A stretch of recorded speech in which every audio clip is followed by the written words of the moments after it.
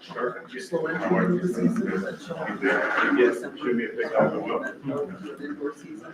But there's still lots of changes, so nice down there. So they practice outside, most to the ball. I've got some nice facilities down there. Kind of walk around with it. 365, 157, Yeah, I know, and just go and almost to the. Oh.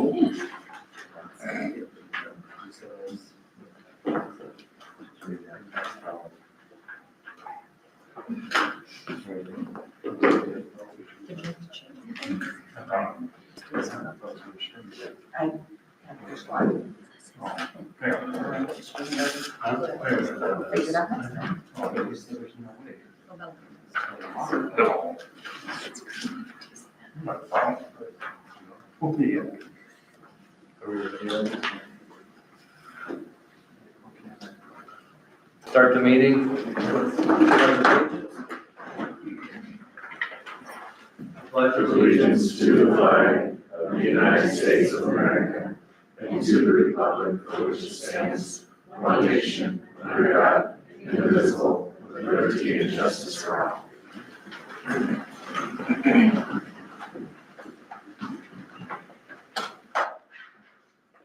I think we have our first meeting that we're being streamed online, is that correct?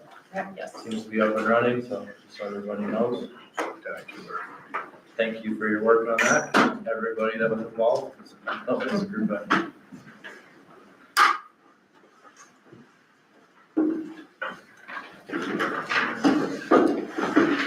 So I need a motion to approve the agenda. I'll make a motion. I'll send it. Any discussion? All in favor, say aye. Aye. All opposed, same sign.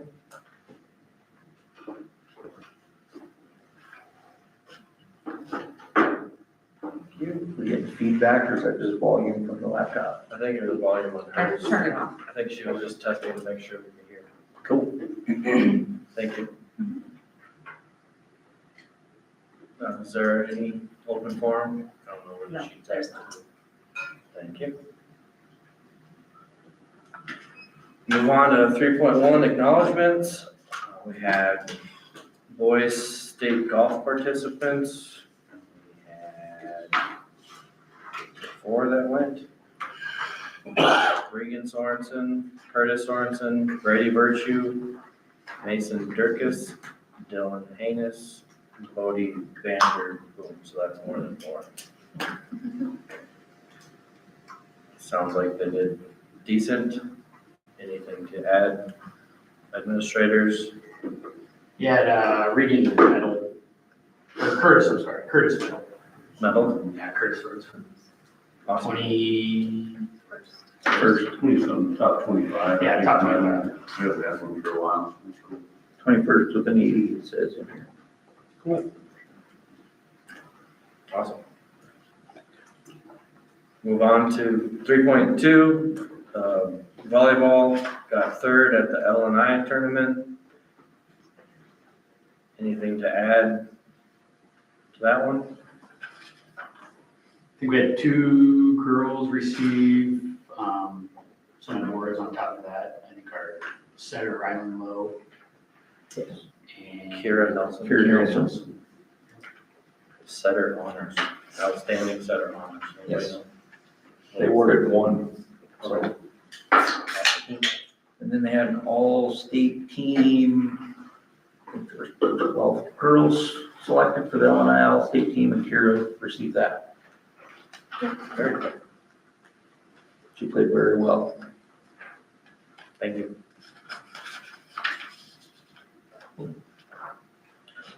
We'll move on to 3.3, cross country, Black Hills Conference.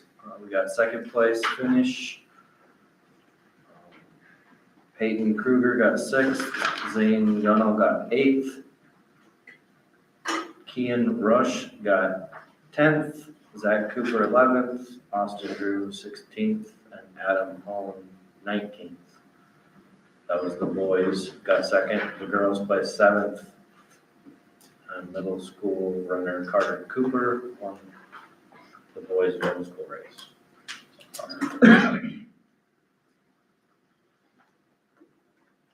Anything to add on that, Skylar? I don't think so. Went well, ran well, had good help. That was here, right? Yep. Here in Custer, I guess. It was a beautiful day. Yes, it was.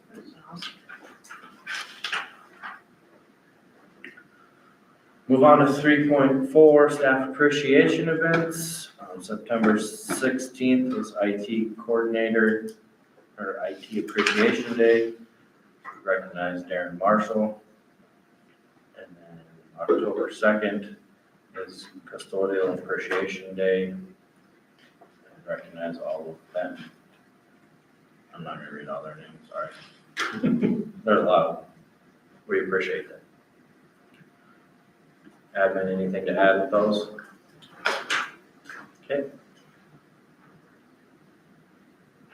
We have no waivers, no new waivers, conflict of interest waivers. So, move on to 5, I need a motion to approve the consent agenda. Make a motion. I'll second. We'll give that to Sarah. Discussion, just want to point out the Harlos bill on here. Sarah says that we're pretty sure there's an error on it, so it's gonna be about $30 less than what is on here, but she's trying to get that finalized for Harlos. We wanna approve the full amount, just in case we're wrong on reading it. Okay. She's gonna note on that document. Yep, I just wanted to point it out so everybody knew it's on the same page. So I see the surplus auction list is on there. When does that happen? That will take place once we reach out to the auctioneers and they can give us the dates that they have available, and we'll share that out with you guys as well. Like in the spring or? No, Kevin already has the information already. I was gonna say, Ron and Jeff normally just kind of whatever they got going, throw it on with something, don't they? Okay. Whatever's kind of coming up. Is it going with the county stuff like normal? I don't think it's the county, he didn't say who, it's set, they're gonna open it like the 29th or 21st. The auction's gonna be like the 29th, and then I think that's gonna be like the 30th or something. Of October? They scheduled it, they scheduled it to be, Fridays, because a lot of that equipment and stuff is in armory, and one class in school. Sure. So, and then a lot of stuff out of the football field as well. Awesome. Cool. As we get rid of it faster. That was my question. Nope, thank you. Any other discussion? Seeing none, all in favor, say aye. Aye. All opposed, same sign.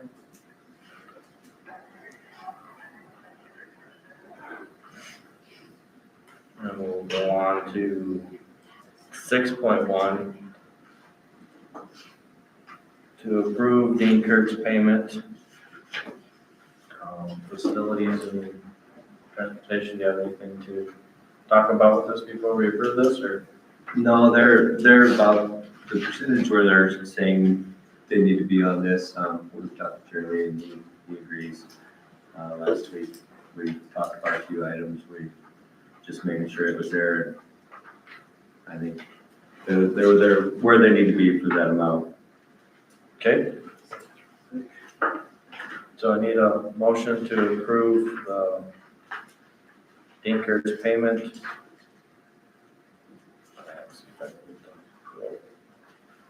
I make the motion to approve their payment. Second.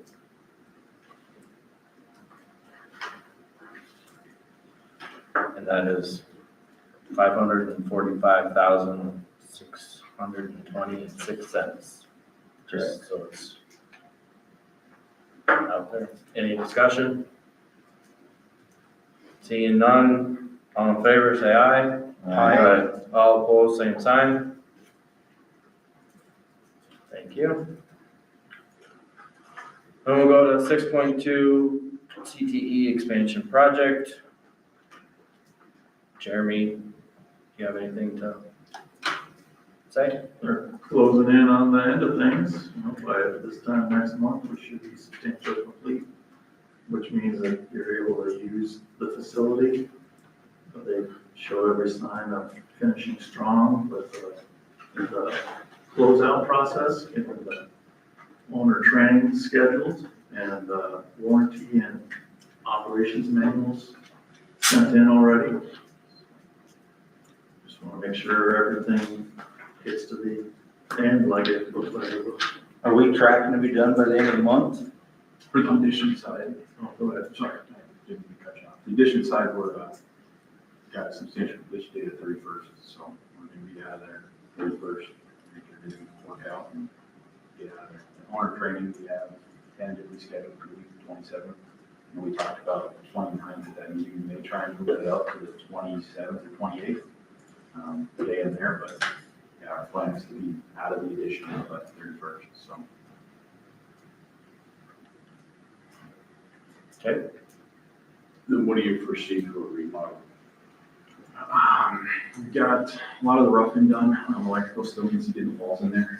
Plumbing roughing been completed for the majority of it. I think they got water back up to that upstairs classroom. So everything's kind of going back to normal. Get those walls buttoned up, get everything finished out. The casework is already built for that site, so we just got to get in here and get it installed. So shouldn't have any hang-ups on the renovation site. Couple weeks after, Yeah, I would say at most 4 weeks. That's, I don't think it'll take that, but I don't like 2 weeks and then 2.5 weeks in, we're really scratching our heads. And that's an electric panel. What's that? Yeah, the panel has power, so Yeah. we've got power to the So we should get that. Yeah, that was the whole issue. The lights are on in there. Yeah, I'd say 3 weeks on the remodel, finish it up before Thanksgiving, right about Thanksgiving. does the design team already have scheduled days for walkthroughs and punch lists? We're trying to get Civil to do theirs early, because I think the site can be done at any time. So I'm trying to get FMG to come out ahead of when the building, but we're scheduled to go out there on the 31st. I think Skyline's done. Preliminary stuff and gotten the list out to the MEP people. So they kind of correct them as they go. So hopefully not being very expensive. I was just hoping that if we're gonna be done the 31st, that's done a little ahead, so if there's stuff to touch up, they have time to get it done when there's not kids in there. Just thinking out loud.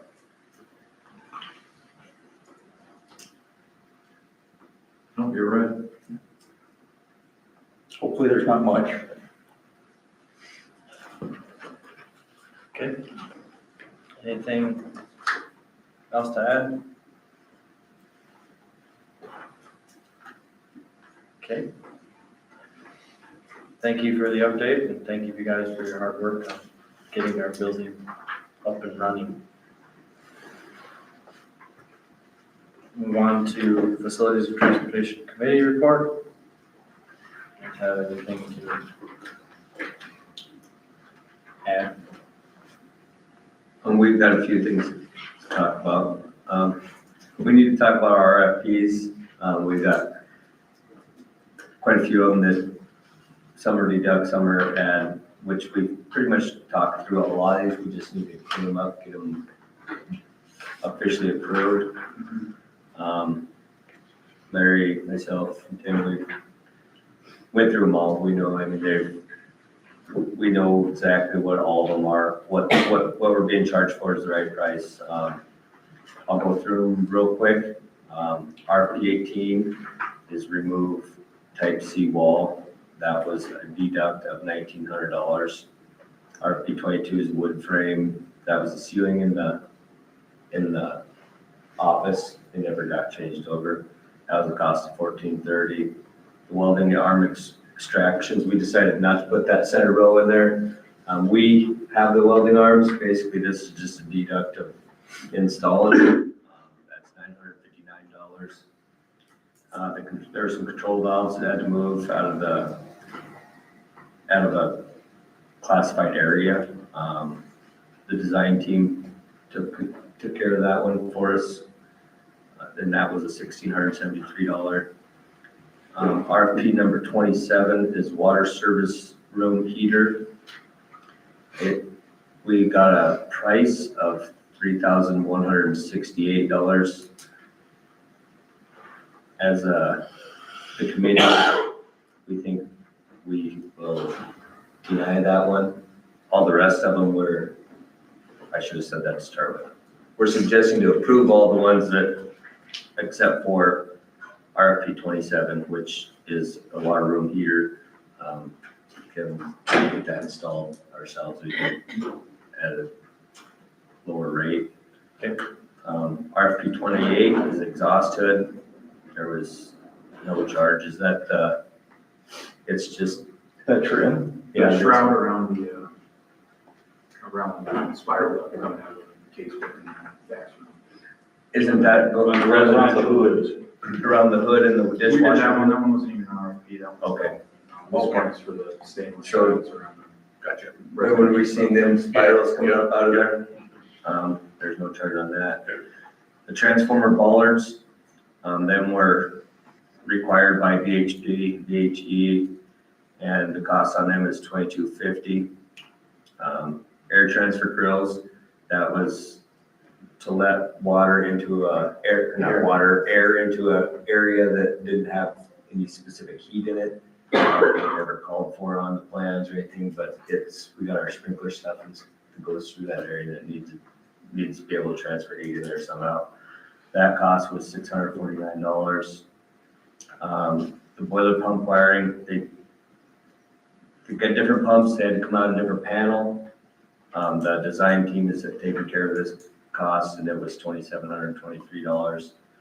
RFP number 32 is the landscaping changes that we all had talked about.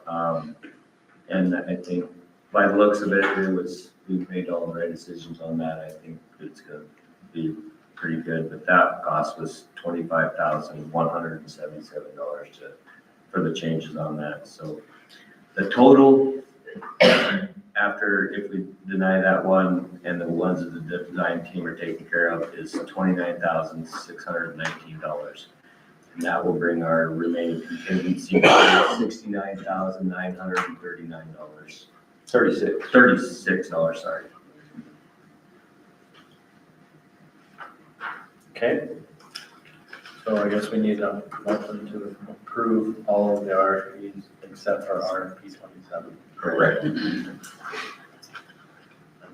minutes, we'll write them all out. Okay. As you just said it. I'll make a motion to approve all of our RFPs as listed except 27. I'll second. Sarah? Any further discussion? Do you guys, when we're right here at the end, they even have, do you anticipate any more? Don't ask me that. How many is your goal, 50?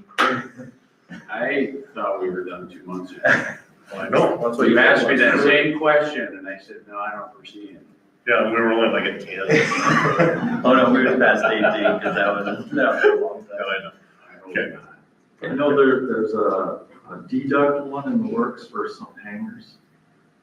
For some water closets. They got alternatively installed instead of, Oh, the labs, yeah.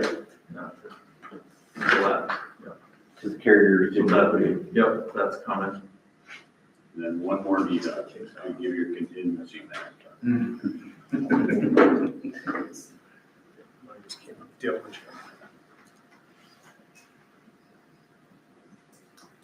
Is there gonna be anything needs to come through regarding that door 201 up in that mezzanine? Is that actually? No It cost. got moved already. It's gonna get moved. It already did. No cost to the district. Okay. I didn't know if we had to approve something there or not. We issued it as a supplemental instruction. Perfect. Okay. So we got a motion and a second. And all in favor, say aye. Aye. All opposed, same sign. Looks like we got kicked out of board docs, so Yeah, couldn't even get in. I apologize. I'm a little behind. I may have one more question at the very end, so Steve should stick around just in case. What's that? I might say one question at the very end, so you should stick around just in case. I'll make cards. Just use. While that's loading, we also, in our facilities meeting, Kevin gave us a little report on some of the things they're doing. They talked about that playground and what they're trying to get installed, that stuff that we got grants for. Talked about some busing stuff, just a few things that we talked about the building, of course, a lot, but things that we are working on, so that's about it. Okay. Guess we'll move on to 7.1, business finance, monthly cash flow. Thank you, guys. Thank you. Yep, thank you.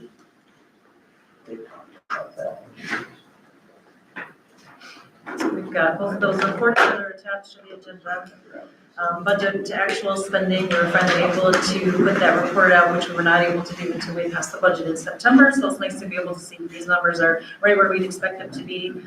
We do see some higher numbers in capital outlay and tech software. We pay for a lot of our software licensing costs at the beginning of the year, so we can use those to teach classes. So that number's a little bit higher than some of the others.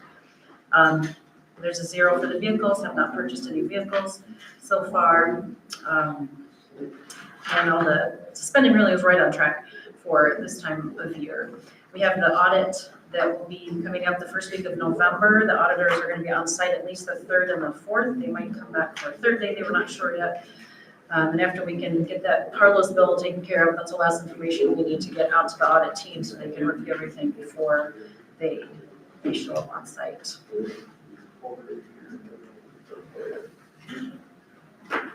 Okay. Any questions for Sarah on the cash flow? Okay, nothing to approve there, so we'll move on to the annual report summary. Submitted this to the state, correct? Yep, everything was turned into the state in August and was accepted by the state. So the fund balances are there attached to you. These are not the audited numbers, of course. This is just was my work that I gave to the state that they reviewed. They sent 2 little corrections. But we do need to have a motion that states that you acknowledge that the annual report was submitted and accepted by the state. Okay. So we need a motion to acknowledge that this has been submitted to the state and accepted. I'll make a motion. Thanks, Corey. I'll second it. Okay. Any other questions for Sarah? All in favor, say aye. Aye. All opposed, same sign.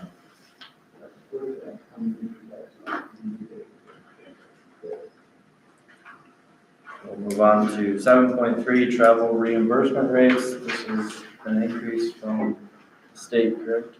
Yep. Can't see if it was state or federal. With like 70 cents. This is the state. Went up to 70 cents. Yep. Wasn't it just 65?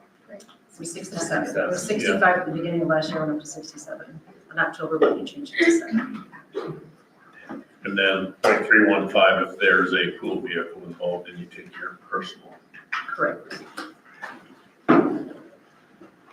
And we do need a motion to approve that increase, and we would like to find wording if it works for the board to just say going forward that we will adopt the state mileage instead of having to meet and talk about it every time. We'll present you with that information, but most school districts don't require a motion every time there's a 2 or 3 cent increase. They just agree that when the state increases, the school district will do that as well.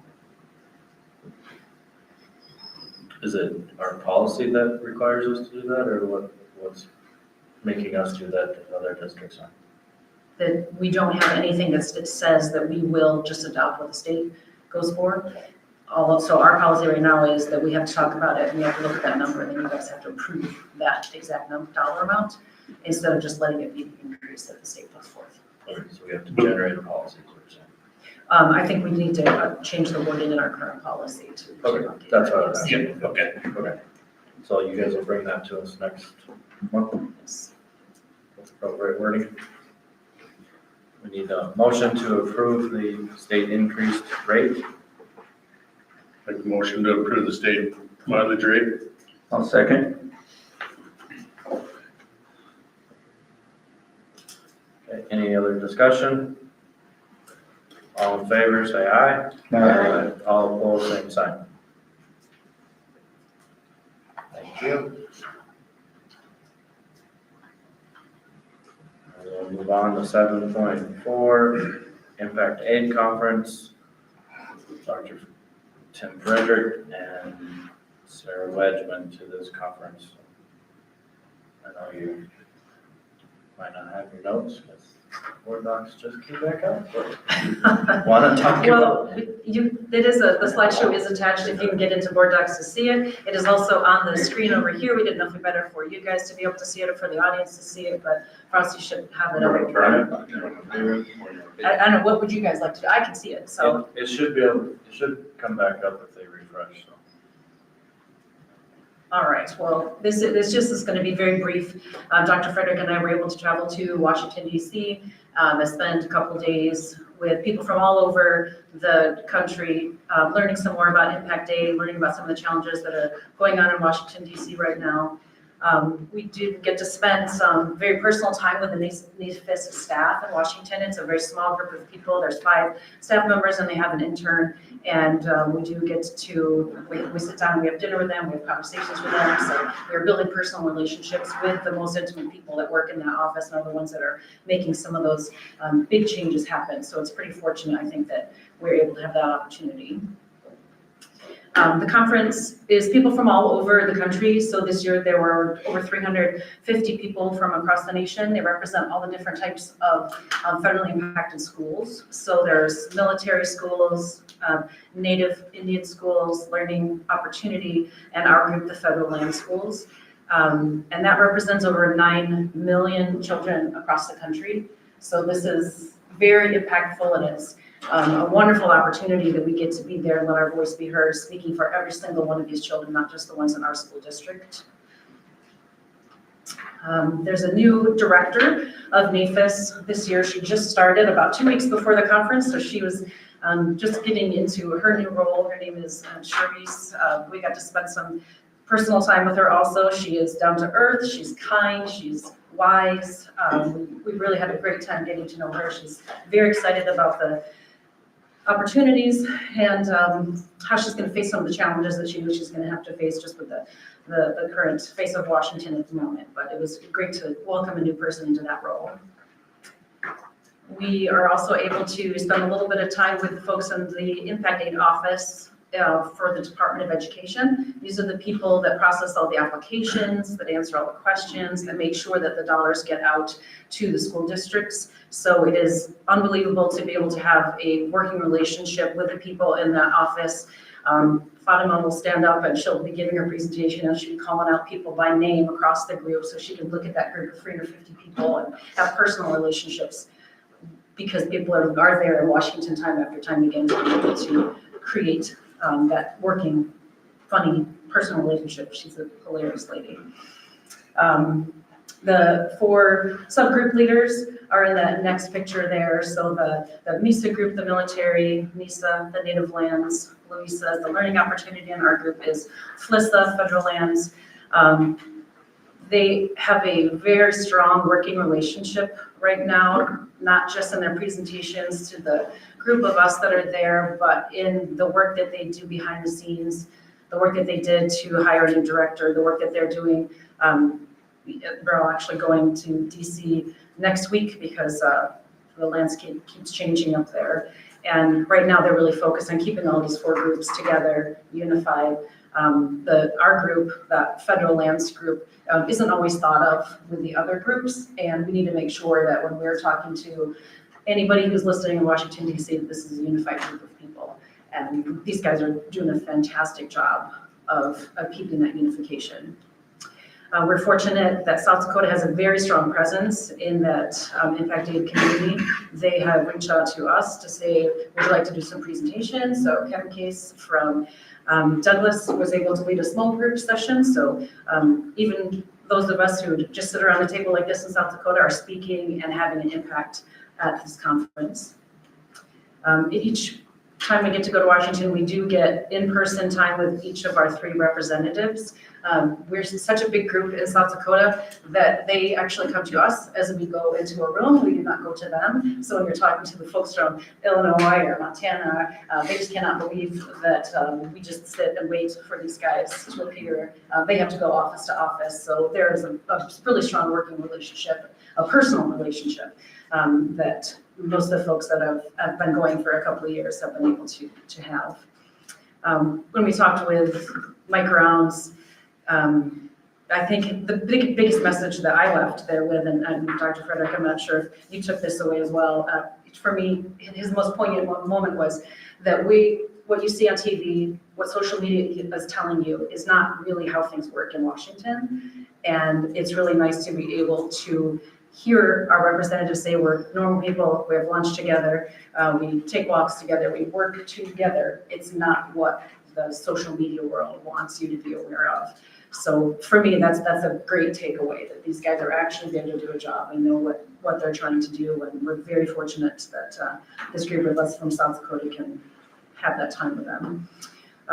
We were able to meet with Senator Thune. He's an extremely busy man right now. As you know, this was right before the shutdown, but he was willing to give us some of his time. And we did talk about impact aid. He said, please keep coming. This is really important. And then since he's such a small town South Dakota guy, that conversation quickly just moves on to, well, who's playing football tonight? And hey, I worked with your dad this way. And it was a really great way to spend a little bit extra time, just in a personal way, with him. There was a reception where we met with Senator Thune's legislative director, and we were able to talk with him one-on-one. And Dr. Frederick and I actually talked with him about the possibility of Senator Thune coming to Custer when we get ready to open up the CTE building.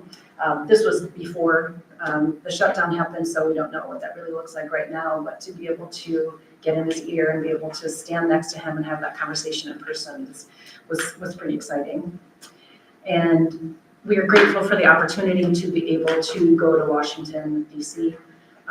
Every one of the representatives, every time we're there, reminds us, this only works because you keep coming. It works because you're here. We see your faces, we hear your stories. We want to support you, and they do support us. So we are absolutely appreciative of you guys sending us, and we really hope that as board members, you'll hope that you'll be able to join us in the future.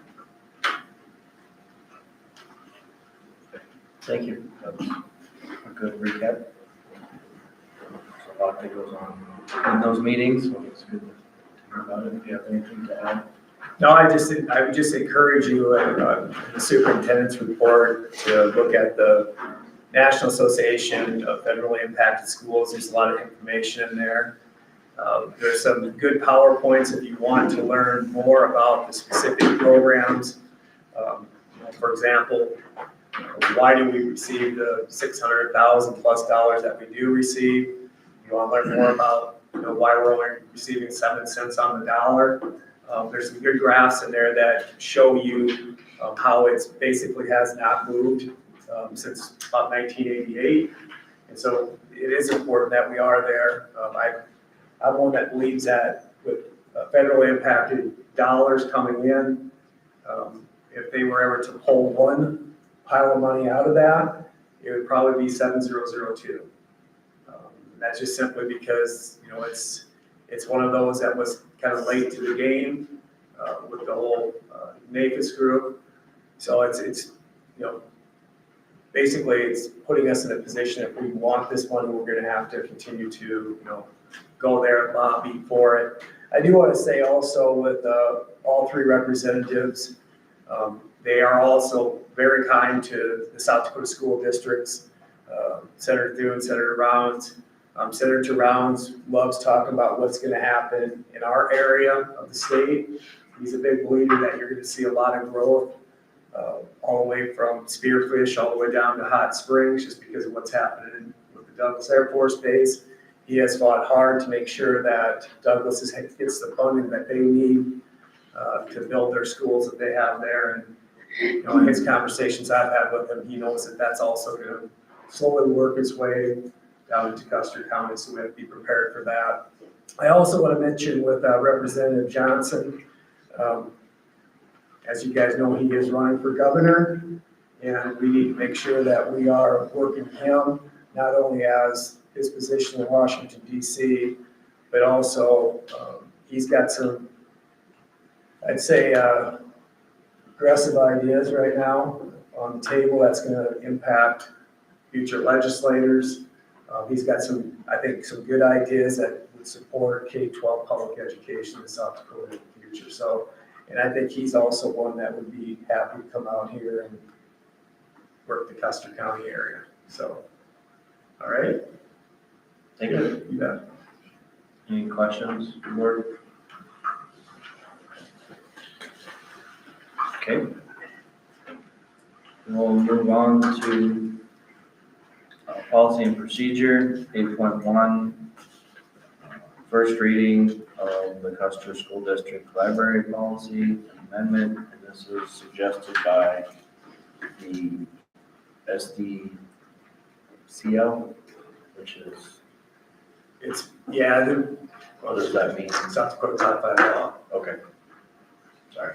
No, that's all right. Okay, so then it's just a small change in. Very last, yep. You have it right there. And what we're changing is, I'll just read the sentence. It says, if an impasse was developed, the complaint may request to be placed on the Board of Education's agenda and appear before the board. But it used to say is as the final step in the request. What South Dakota law is saying we need to add or change to is any determination made by the school board as to whether any matter or material is obscene is subject to judicial review in the court of competent jurisdiction. According to state law, we have to add that to our policy. So that's what we are reviewing for this policy change. So I need a motion to. First reading, So we don't need a motion. no, first reading, no. You do not. I thought we always did. We have in the past, always done that. First reading. Whatever. We don't need a motion then. One of the things I would like to add to that is that Doris Ann is also attending a conference, or did attend a conference, and I know that this was up for discussion, so I will be reaching out to her again prior to the next board meeting to make sure that the language in there is what is coming recommended, especially when it comes to South Dakota Codified Law. Okay. Questions? Or? Sure she don't. Sure she does. I'm not concerned about that. Move on to 9.1, District Literacy Needs Assessment. Is this you that's talking about this, Tim? I sure can, yes. Okay. So just real quick with this one, I just want to let everyone know that on Friday, October 10th, we obviously had PD in the morning, and then the afternoon from 1 o'clock on, we had our literacy leadership team come together. As you can see, what's posted on there, I want to thank these folks for their work. And I'm not just talking about the work that they did on Friday of last week. We have some real strong individuals, teachers in the area of literacy. I know that this is something that you only get strong in because you put in the time, the work, the professional development to go and get trained in these areas. And with that said, we did a very good job, I think, of putting ourselves in a position to move on what we're calling step 2. And step 2 would be that we're looking at different curriculum going forward at the high school level, junior high, middle school, K through 6. Is that right, ladies in the back? So K through 6. With that being said, once we decide on a curriculum, obviously we'll share that out with you folks, and then it'll be about sharing out with our public the implementation of a pilot program.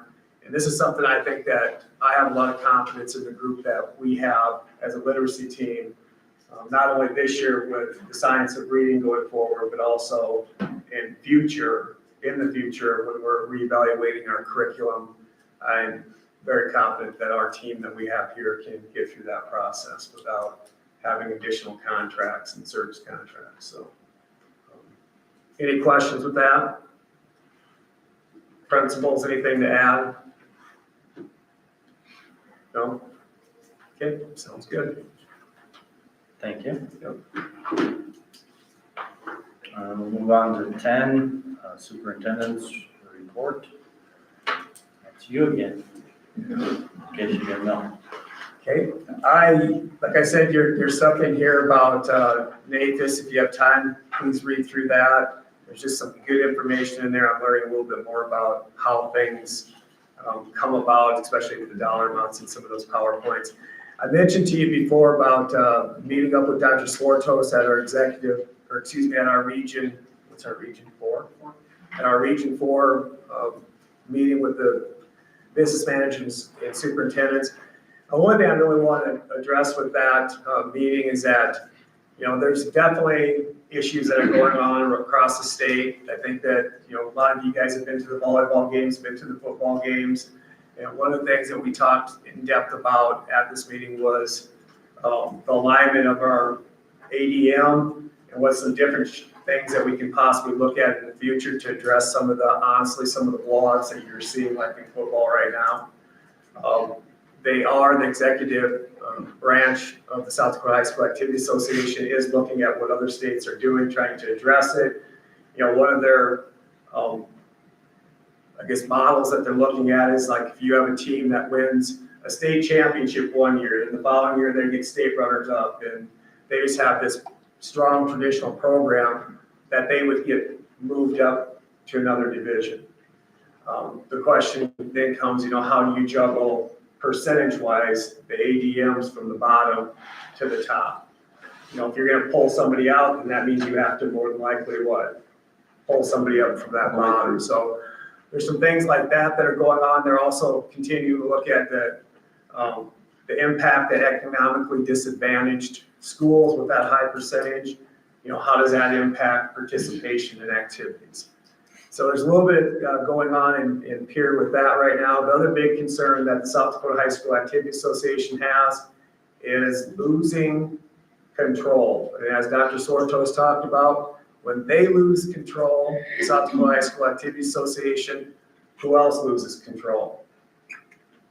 School boards, right? So that's something we have to really be paying attention to this year during the legislative session. There have been states that have basically banned their activity associations.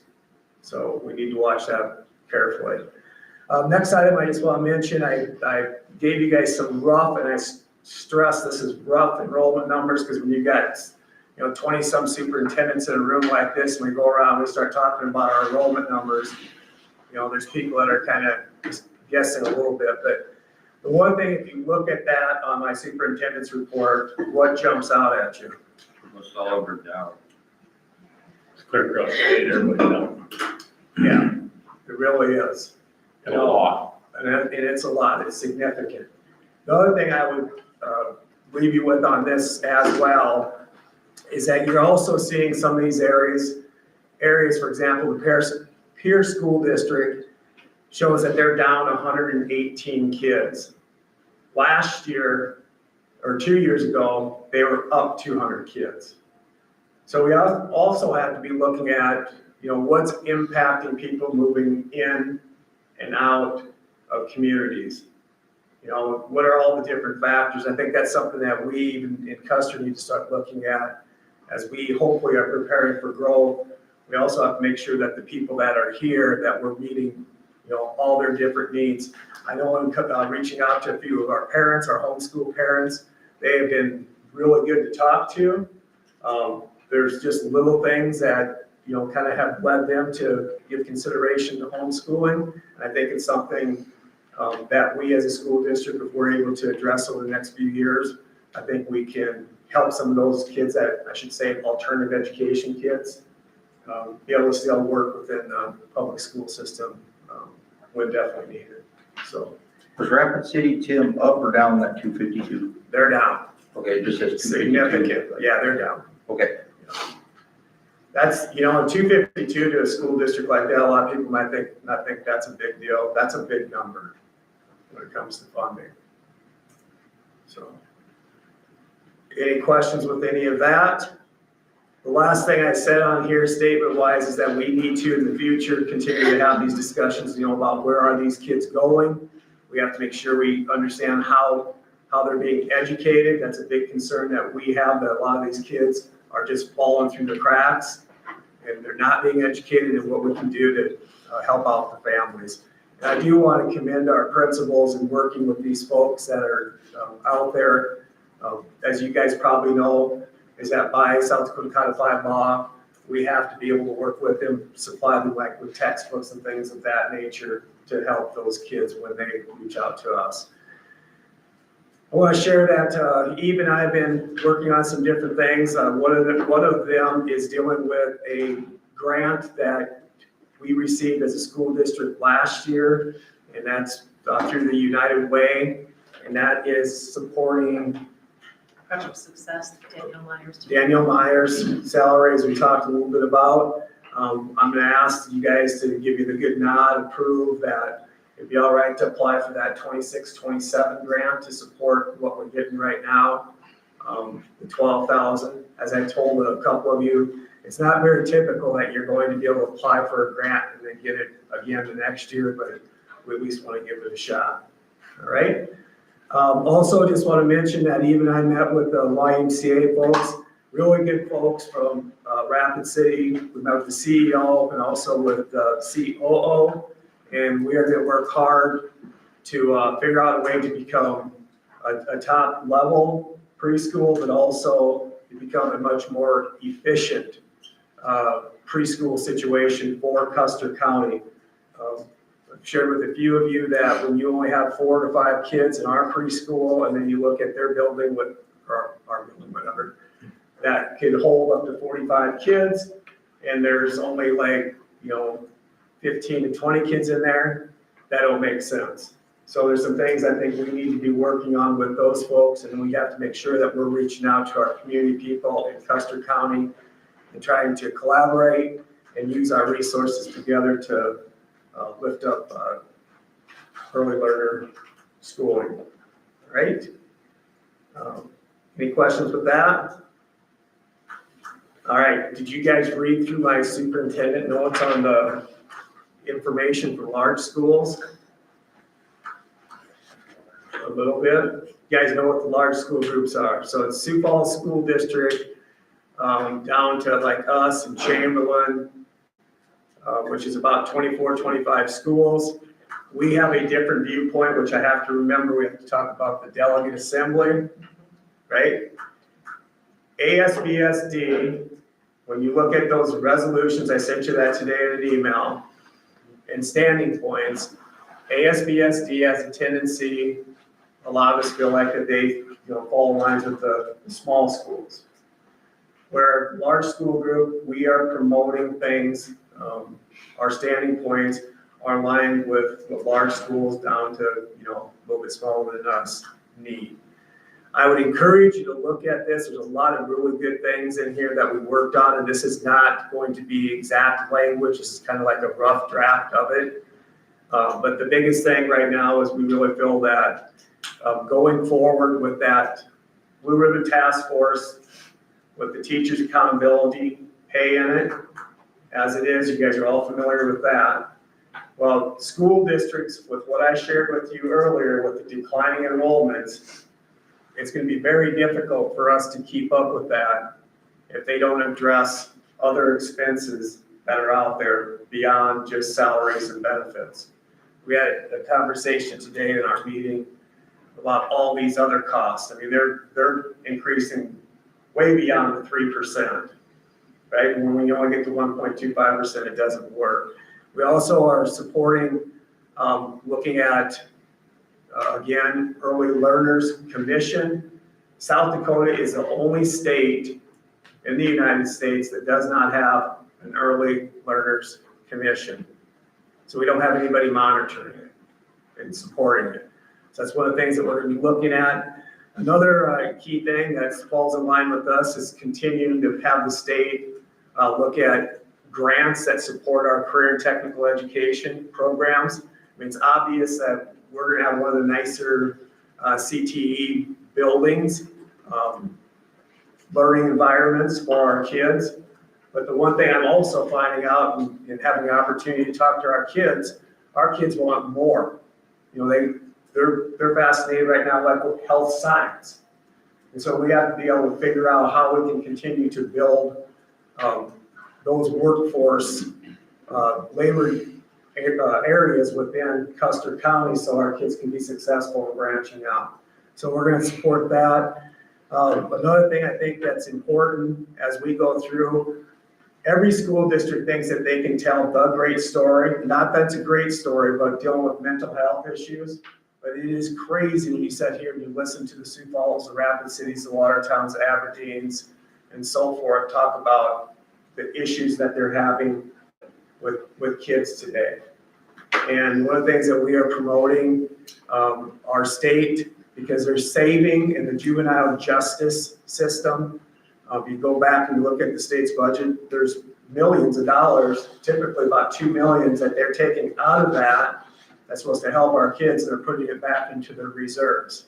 Instead of putting it back into the reserves, we want to propose to them that they look at some additional, potentially daytime treatment areas as well as residential treatment areas to support our kids and also our families. With that said, there's a lot there. I just encourage you to read it when you have some time, and if you have questions on it, let me know. Another thing real quick with CTEs, I look in this room and we have a lot of people that are in different areas on the school board and as well as, you know, in the crowd. I would encourage you to read that. It's on page 5, that information I shared with you guys on surveys. If that falls into your category of what you're doing, I would encourage you to get online as a stakeholder and do the survey. They are really struggling right now to get industry partners at the state level to help them determine what are the soft skills and what are the essential skills that our kids need to be successful in these different industries. That would be an opportunity for you. And I'll guarantee you in the future, if you'd like to serve on one of these committees at the state level where you're helping design the standards, don't panic. It's you know, it's not going to be that intense for you, but it would be good to have you folks, industry leaders, serving on that. You guys know what you want when you hire people. Educators don't know that. All right, so let's throw that out at you. Lastly, I'm going to say it that way, even though there's a lot here. Take some time and review through that School Finance 101. I also gave you a handout that goes through and it shows you like where we are at, or not where we are at, but other school districts where they are at with per student funding. Then I want you to look at the funding formulas. You know, everyone talks about the funding formula that it's generated by your average daily membership, right, or average daily attendance, and it is. But that sheet that's in front of you, that's in the handouts I gave you, you also need to recognize in that formula that there's other factors that come into play. One of them is the teacher ratio, right? So it's not just the number of students, but it's also the teachers. You know, how many teachers do you have? But then there's also that overhead factor. One of the things that we have to make sure that we're lobbying hard for this year is that we have to get the state to understand they have to increase that overhead percentage. You know, yes, you can give us 3%. If that's 3%, that has to go onto your minimum salary, your base salary, and then you want to lay out nice for the teachers, for everybody, right? But where's this cost going to be covered at? So we have to look at that and make sure we're covering that. And then, on page 7 of my report, you need to look at all these, and this is just in review. Some of you guys probably know this, others that are just joining the team here, you might not know this, but these are the instructional staff members that are not included. So when we start doing deep dives into our budget, as we all know for next year, because we got some trimming to do, right? We have to make sure we're looking at all these different areas as we go forward in making decisions. And see what the impact's gonna be on our kiddos and our teachers. With that being said, I will take some questions. Do you have any? Is that fast enough? A lot. Definitely a lot. There's a lot of good information on this. Yes, I appreciate your report. Educational funding, there's a lot of things that I didn't realize over the last 8 years. Yeah. This helps explain. And you know, one of the things that Jeff and I did talk about, I think it was last week, we need to set up a time for a board retreat or work day. So that's one of the things I might just send out a survey to you guys fire some times and, you know, dates at me that would work, because those are things that we can dive deeper into then, and I can give you kind of examples of how that works. Okay? Any questions? Yeah, who wants to do delegate assembly? I've done it 3 years in a row. So you're out. We're ready for 4. It's November 21st, right? Friday. It'll be on a Friday and it'll be in Pier. It's in Pier. I can do it. Okay, perfect. Sometimes it's a 5-minute meeting. Last year, It's a 5-hour meeting. 25 minutes. SBSD does not have anything on here. Have you seen this? Have you guys got any email from the SBSD about a regional meeting out here? Have you guys got an email about a regional meeting out here? And that conference in Pier, I'm not trying to discourage it, but it's basically they're just setting the standing position of ASBSD. Correct. So it's a lot of, there'll be 40 or 50 items they go through and delete 1 or 2 words or. Add a word or just Yeah. wordsmith it a little bit. I mean, it's pretty painless. Keith, you're the guy. I'll go. Okay, thank you, appreciate it. I need a card, check it out. That's it. We've sent cards before, if you want to use one of the school cards. I happen to have one. Just saying. We'll be on Pier time, not this time. Okay. Yeah, don't make that mistake. And I might miss the whole works. I'm not sure where it is. Last year they did it in Fort Pier. And Drifters, but you It used to seemed the ramp weird. It's code. almost like a bar. I think. Are there any other questions, comments on superintendent's report? Just thank you. Thank you for the information. Thank you very much. Okay, we'll move on to the administrator's reports.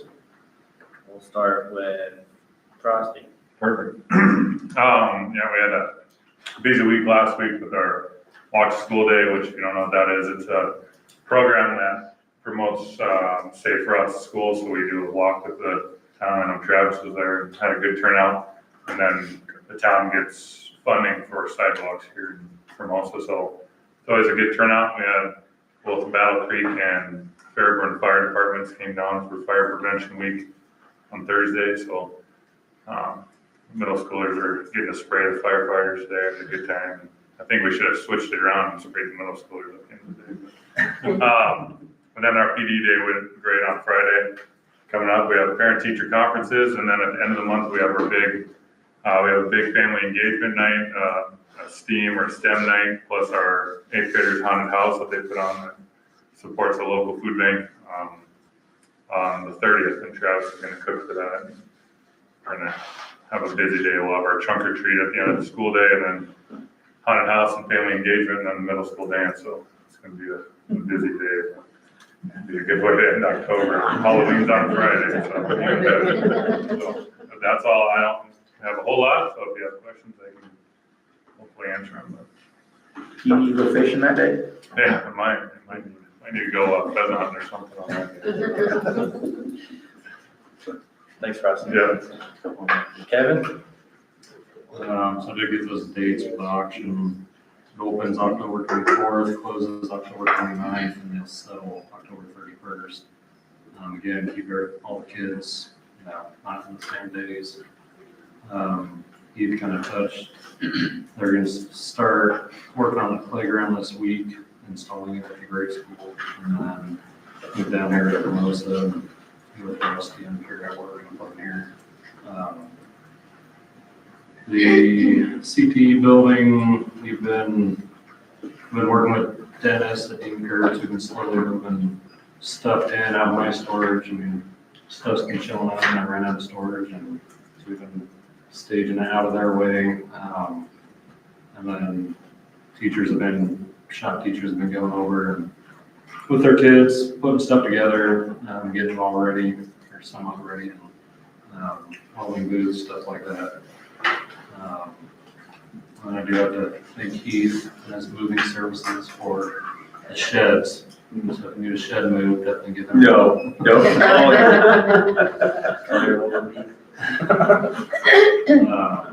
And yeah, just staying busy, work orders, hanging TVs, prepping for the CPE. So. Thanks, Kevin. Any questions for Kevin? Skylar? I don't really have much, kind of winding down seasons, with the fall sports, we start winter sports, we got girls, middle school basketball starting next week, wrestling starts the week after. So, all the winter coaching spots are filled, so that's good. Other than that, I'm just kind of winding down, getting into the next season. Thanks, Kevin. Clay? Anything? Yeah, just mainly some things haven't really changed from the last time. I'm just, working with the teachers on our PLCs. They're doing a very good job. We've had a lot of good, rich conversations on some things that we're going to put forth in terms of assessments, pacing guides, and just our PLCs in general. We're prioritizing standards, and we're putting them all in one. I'm building a website that has all of our information in there, and it's going to be really good. And so I've got a pretty good model that I'm using, and so I've gone over that with the teachers. They're doing a good job of giving me that information to start with. And so we want to value the work that they've done in the past, and so we're taking that in a combination of what we're doing now and putting that together. Working on evaluations, of course, getting into classrooms. We're both just kind of tag teaming that and making sure we're seeing teachers teach and kids learn, and that's been great. And then tomorrow I'm going to Rapid City to ACT's informational meeting, and just getting all the information that we can to do, get a jump start on what we're going to be doing in the spring, and just making sure we're as informed as possible. And I'll come back and make sure everybody knows what we're doing with that, and then working on the lead on the comprehensive need assessment that we'll be doing in the district. So we've got several meetings coming up on that. There's a series of things that we have to go to and be part of, and so I'm excited to be doing that. Everything's going great. Awesome. Thank you. Clay, a quick question for you on that. With that ACT meeting that you have tomorrow, is that right? Is that being put on by the Department of Education? It's actually being put on by ACT, but they will be part of that, yes. So it's Jerome that is our guy for ACT, so he comes and puts it on. But yeah, they're kind of working hand in hand. He's working with them to do it, but it's his show. Okay. Ask him about benchmark numbers for ACTs. Okay.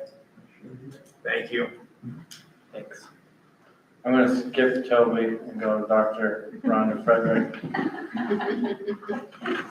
Well, you have my report. I'm just gonna touch on a couple things because I know you have other things to do.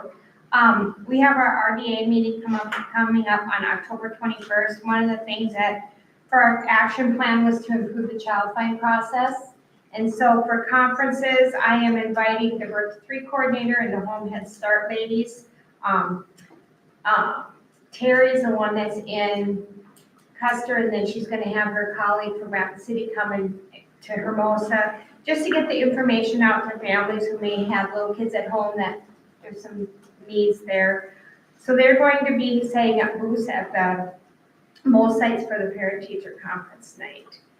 I'm also talking with the Hill City and the Hot Springs directors, and we are putting a proposal together to start an 18 to 21-year-old transition program. It's pretty green yet, but we all have in our districts have kids that will be with us till they're 21, and so we want to find some area where we can keep them in our district. And so right now, Custer's the center place, so we would do the location. We kind of already talked about a schedule, how we would staff it, how we would fund it.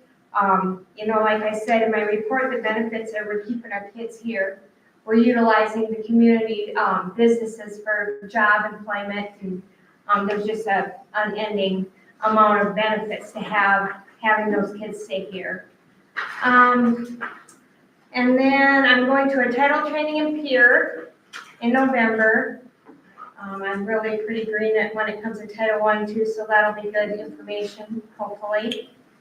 And that's pretty much it. I would like to start doing like small group meetings. I was gonna do a big school board presentation, but I would rather break that up into smaller groups because then we can have more collaborative conversations about the whole process of special ed.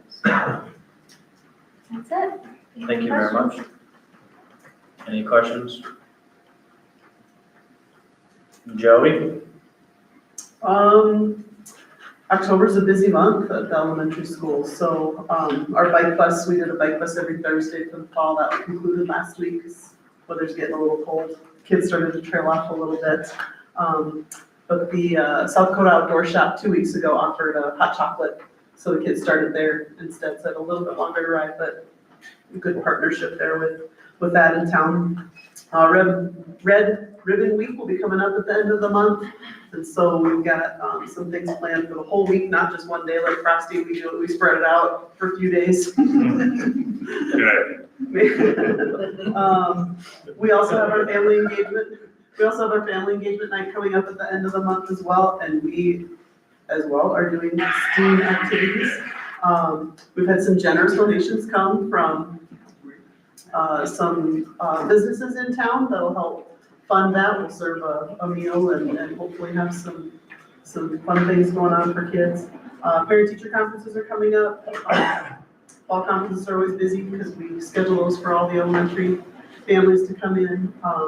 And I guess it kind of started this summer. We had some parents and teachers that were visiting about maybe starting a more organized parent effort, maybe starting a PTA or something like that at the elementary school. And so they're going to be kind of recruiting at parent-teacher conferences and have a couple of information tables out there as well to try to get some more engagement in more of a structured, more formal type of way. We've got great parents and great families, but maybe some more organization to it. Mrs. Treelor's been part of that. Do you have anything to add to that, Mrs. Treelor? They'll have a booth, parent-teacher conferences, and go from there. Let's go from there and see what we get. Thank you. I think that's it. Does Hermosa still have the PTA they used to? No. It dissolved?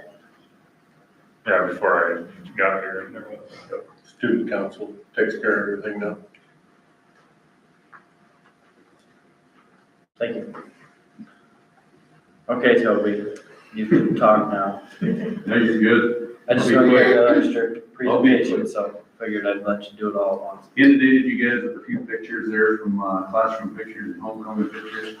Put our PI meeting dates on there, parent teacher conference dates, had a good October 10th, PD day. Perkins folks came in with the State Department of Ed folks for CTE as well. Had some things squared away with them, and they're gonna actually, they've got an RV that they stripped out, and they're gonna bring that in and do some health science stuff. So we're gonna hopefully schedule them to come up to Custer with us, so that'll be kind of cool. Doing our NHS, kind of induction on that. We got senior projects going on. If you want to be a part of a haunted house, we need makeup artists and scare people. So if anyone want to do that, we'll put you down. No hands, I see. Thank you to Travis and the board and Dr. Frederick for coming out and serving the food. And then a huge thank you to our community sponsors that helped us to pay for that. So homecoming, it's a huge ordeal, but it is just awesome. Kids love it. Everyone who comes, all the new people, including myself when we came, we're just like, man, you guys do a great job with that. And so it's always just fun to have that and to get to participate in it. And so kudos to everyone involved. And we really neat deal, honestly, not just kind of neat, really neat.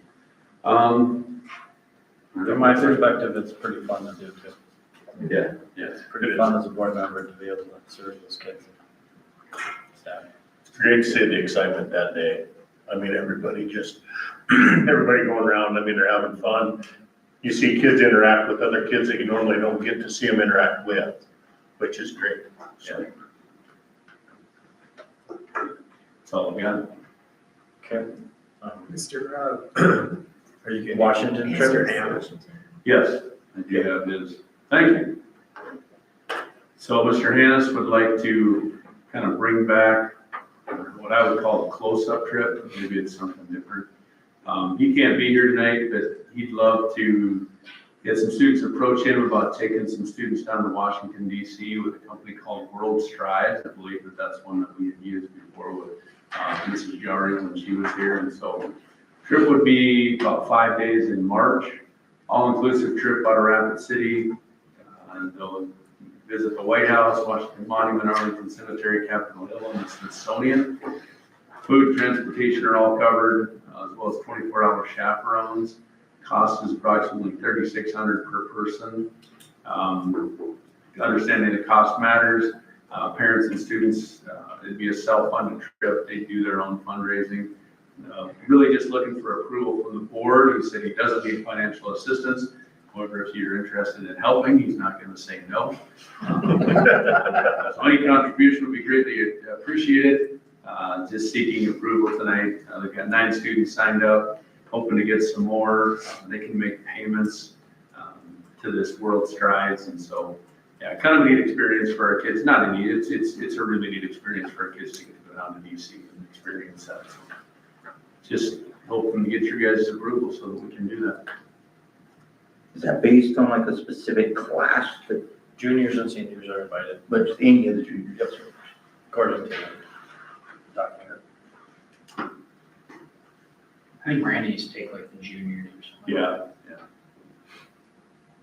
Now, if we get 100 some kids sign up, he might change that to just Right. seniors. But at 9, it's doing pretty good.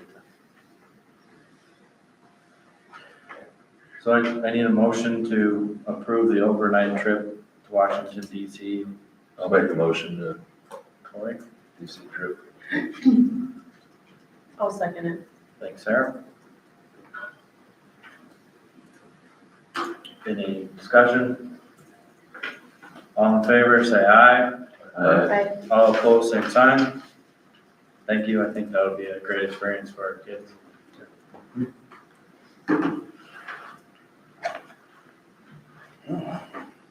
Looks like our next meeting is November 10th in Custer. And that's the whole thing. So we need a motion to adjourn the meeting. I'll make a motion. Thanks, Lori. I'll second. Heath? Everybody's looking at me. All in favor, say aye. Aye. All opposed, same sign. Oh, yeah. Thank you. Have a great night. Thank you. There you go, Jared. Yeah.